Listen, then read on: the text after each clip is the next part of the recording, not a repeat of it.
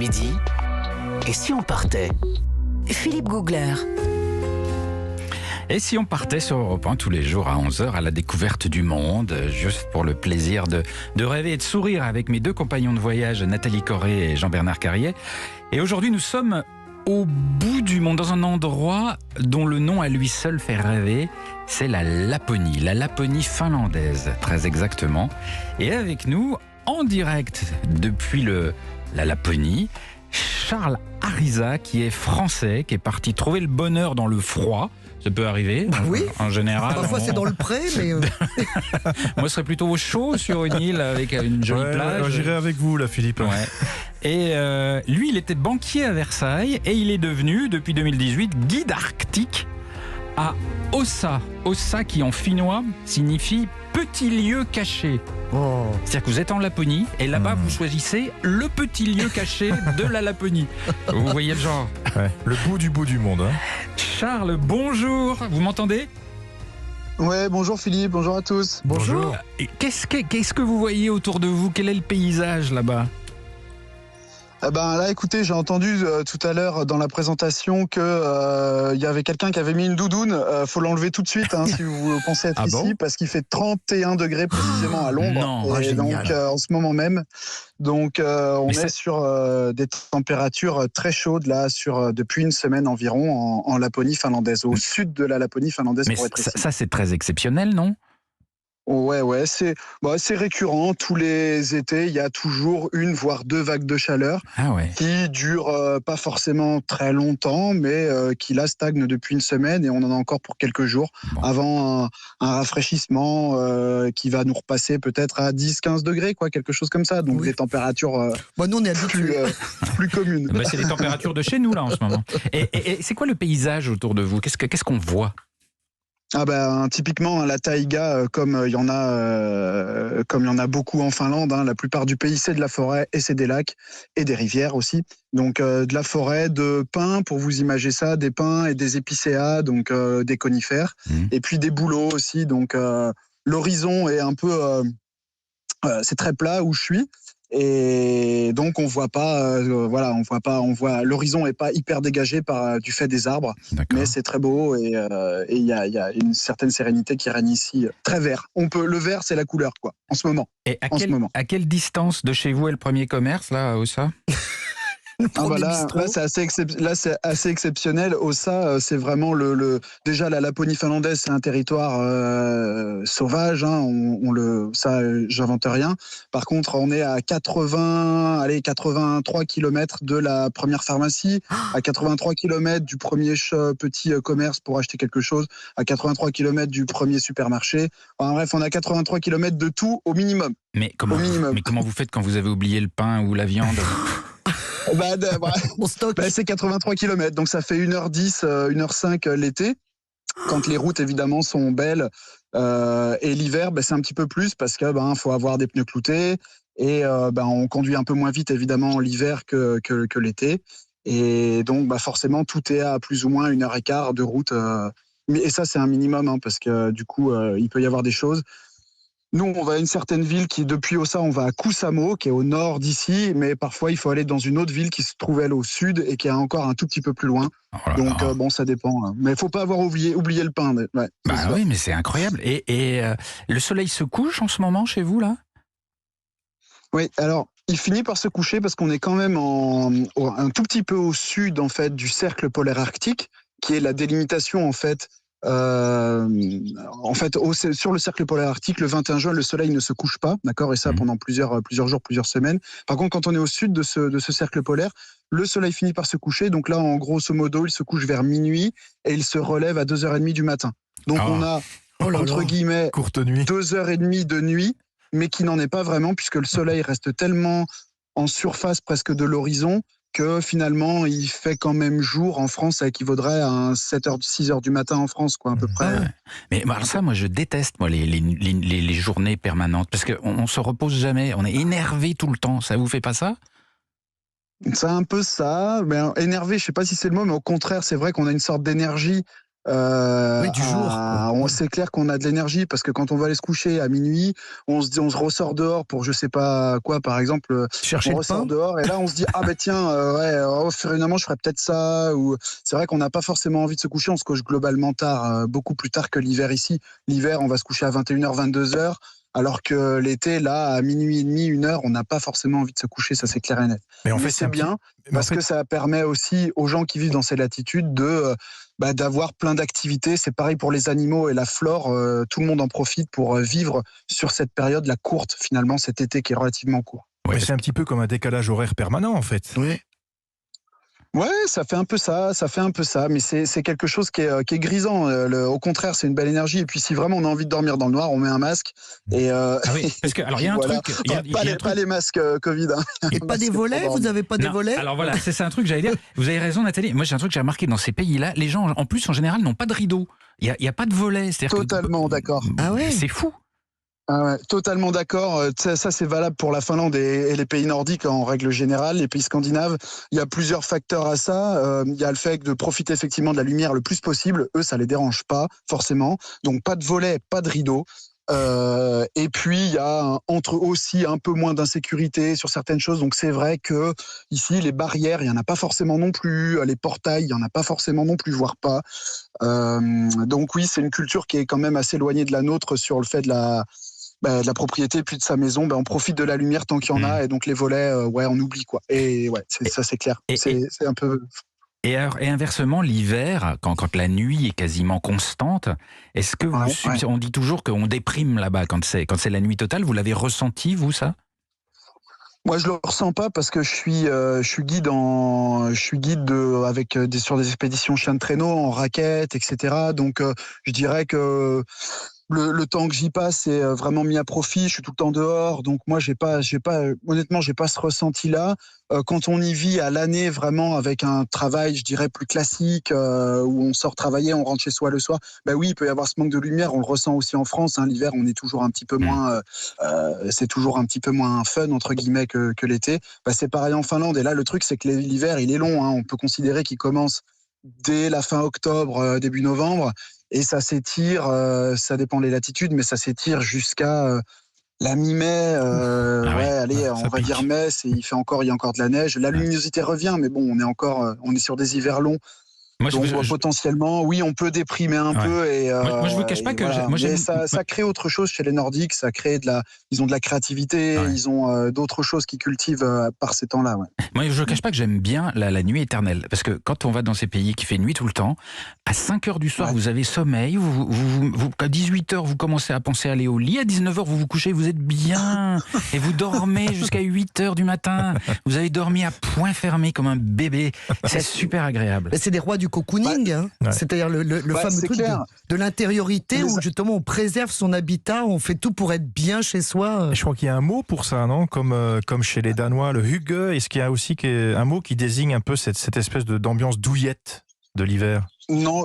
Il y a pas ce mot-là, mais effectivement c'est très juste. Hein, les intérieurs sont bien faits, tout est fait pour être bien chez soi. Les extérieurs aussi l'été. Par contre, vous parliez de ce qu'on peut faire l'été. Justement, c'est entretenir son extérieur, etc. Et ça, je peux vous dire que c'est impeccable. En Finlande, en Suède, en Norvège, dans tous les pays scandinaves, c'est le cas.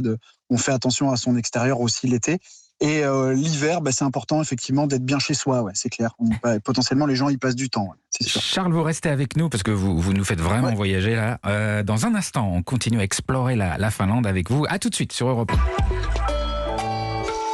Les archives d'Europe 1, c'est toute une histoire. Et cette histoire, c'est Elena Noguera qui vous la raconte tout l'été sur Europe 1. Le scénario, chaque jour, je vous fais revivre ou découvrir une année à travers les archives d'Europe 1. Culture, la société, la politique, le sport. On replonge avec délice dans 6 décennies de son et de musique. Et dans les caves d'Europe 1, vous savez, il y a de grands crus sonores. Le magazine d'Europe 1 par Elena Noguera. À partir de 15h sur Europe 1 et europe1.fr. À tous les copains qui font des randos vélo le week-end. À celui qui arrive toujours suréquipé, casque aérodynamique, petits gants et sac à dos gourde pour boire en roulant. Et à celui qui avait pas de vélo, à qui on a prêté le vieux au fond du garage, celui avec le panier de vent et le frein qui frotte. En ce moment, Intermarché propose le vélo tout-terrain à seulement 79,90 €. Encore un petit prix pour lutter contre la vie chère.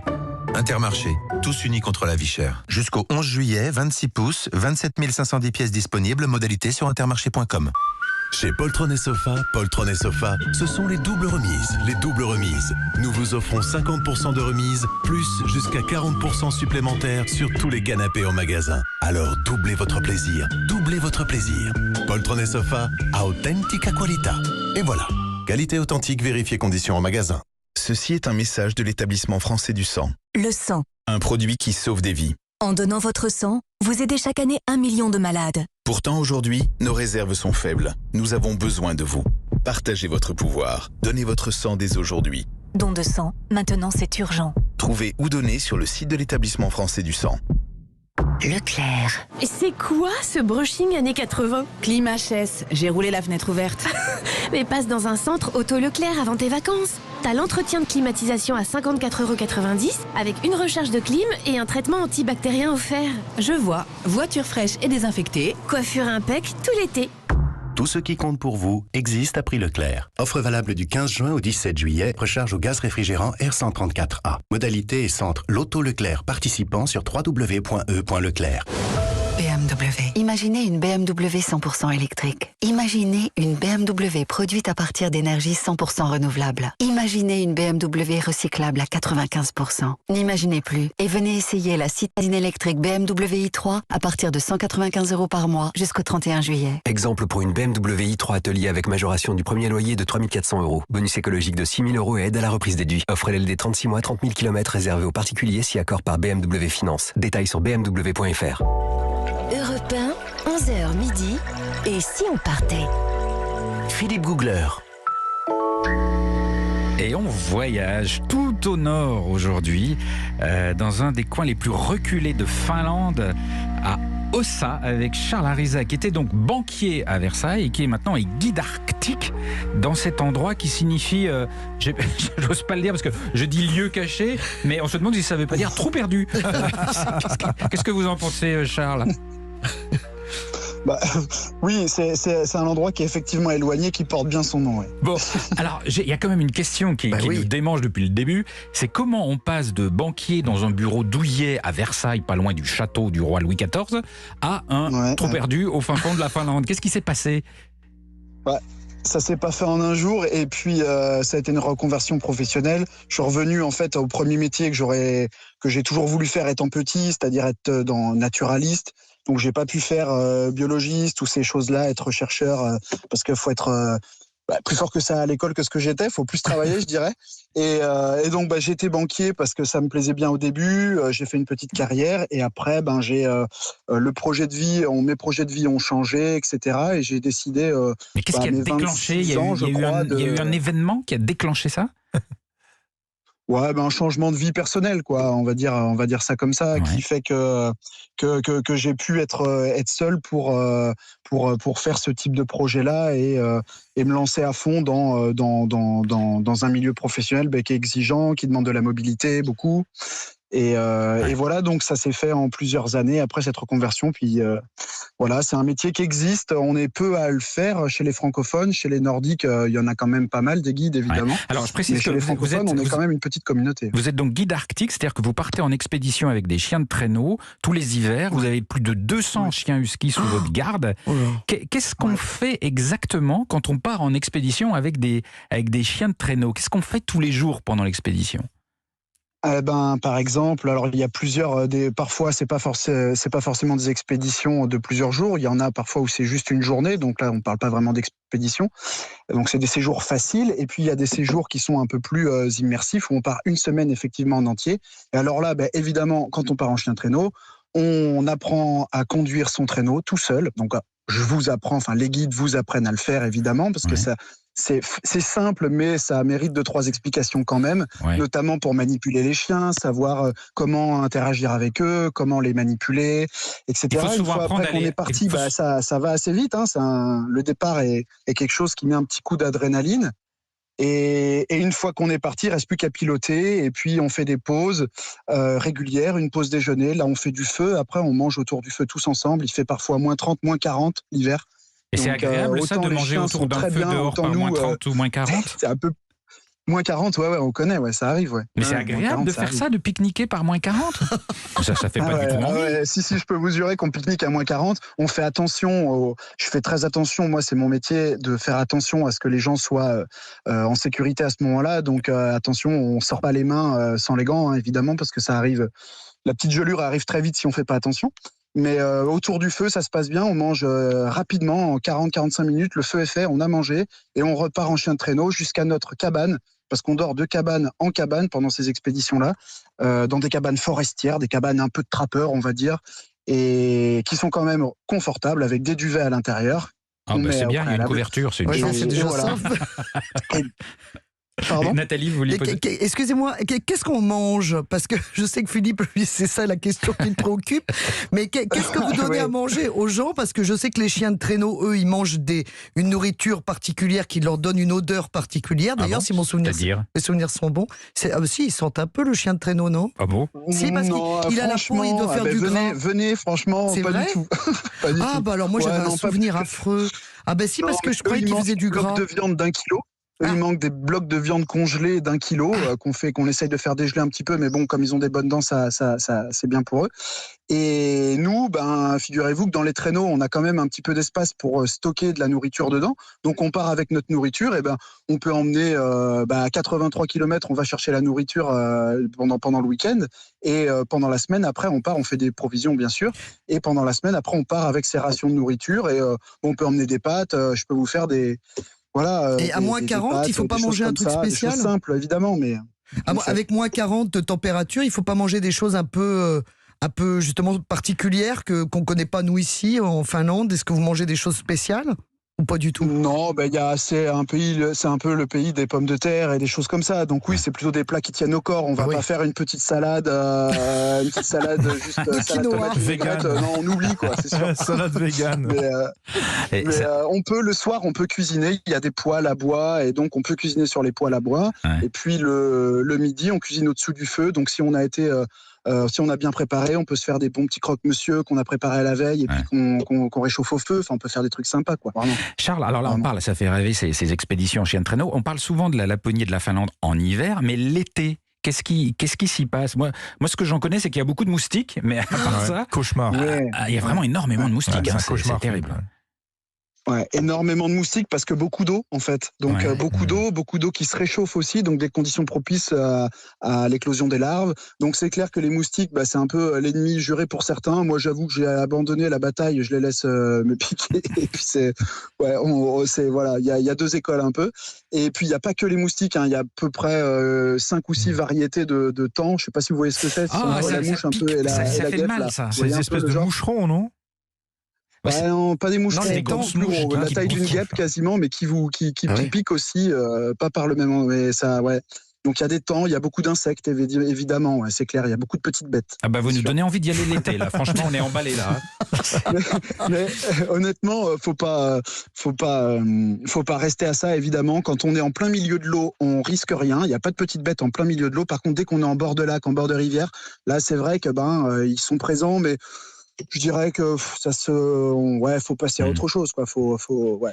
Qu'est-ce que vous diriez des Finlandais? Moi, je trouve qu'il y a un petit côté déjanté, un peu fou dans ce pays. Peut-être un peu plus qu'en Suède à côté. Il y a un petit grain de folie. Il y a un petit grain de folie et globalement, oui. Après, nous, ici, on est très à la campagne, vraiment dans un milieu très rural. Le petit côté grain de folie qu'il y a peut-être dans certaines villes, je suis d'accord. Ici, un petit peu moins. On est plus sur des gens qui sont assez réservés, qui mettent du temps on met du temps à se connaître ici, même en travaillant ensemble. On est une équipe mixte de Français, de francophones et de Finlandais. Et c'est des gens qui sont plutôt sur la réserve, mais c'est bien aussi. On parle pas. Le Finlandais, il parle pas pour rien dire, quoi. Ça, c'est clair. C'est une qualité aussi que j'apprécie. Quand vous partez vous balader avec vos chiens de traîneau, est-ce que vous approchez de la frontière russe? Parce que je sais que c'est une zone un peu sensible. Oui. Comment ça se passe là? Ouais, on est à 7 km là, de la frontière russe, donc effectivement pendant une journée, toute une partie d'une journée sur la fin de l'expédition, on longe cette frontière pendant plusieurs kilomètres. Alors là, c'est incroyable de faire du chien de traîneau sur ces pistes-là. En fait, on fait du chien de traîneau sur les pistes des gardes frontières, du coup, finlandais. Et cette frontière, en fait, elle est difficile à comprendre. En fait, c'est une sorte de no man's land qui fait du nord au sud l'ensemble du pays. Et cette bande-là de terre, elle fait à peu près 3 km de large. Et elle est délimitée côté finlandais par des poteaux. Tous les 20 mètres, 30 mètres, il y a des poteaux. Et on longe ces poteaux. Et de temps en temps, il y a des miradors. On voit au loin, au-dessus de la crête, de la cime, des arbres, des pins, on voit les miradors. Donc ça, c'est assez impressionnant, des grands miradors en bois. Ça, c'est mythique ici. Enfin, et si les chiens vont se perdre côté russe, qu'est-ce qui se passe? Bah là, c'est la faute du guide. Hein. S'ils y vont, c'est que j'ai été à droite au lieu d'aller à gauche. Là, dans ces cas-là, donc mais vous risquez quelque chose, c'est un problème. Non, c'est formellement interdit. Hein. C'est formellement interdit, ne serait-ce que de mettre de l'autre côté, d'aller de l'autre côté des poteaux, c'est formellement interdit. Et comme c'est en pleine neige l'hiver et qu'on est les seuls à passer, potentiellement les gardes frontières peuvent suivre notre trace et venir nous amender si jamais on passe cette frontière. Donc c'est quelque chose qu'on ne fait pas, évidemment. Bon, Charles, vous nous avez donné envie de partir, mais plutôt l'hiver, hein, si j'ai bien compris. Ouais, plutôt l'hiver. Vous voulez éviter les moustiques? Ouais, je suis pas très bon chez les moustiques. Merci beaucoup de nous avoir raconté un peu de votre Finlande. Pour ceux qui nous ont écoutés, qui ont envie d'aller vous rejoindre, on peut vous retrouver via le site 60 degrés Nord Voyage Polaire. 66 degrés Nord, pardon, Voyage Polaire. Il paraît que vous racontez même des contes finlandais le soir pour endormir. C'est formidable. Merci beaucoup, Charles.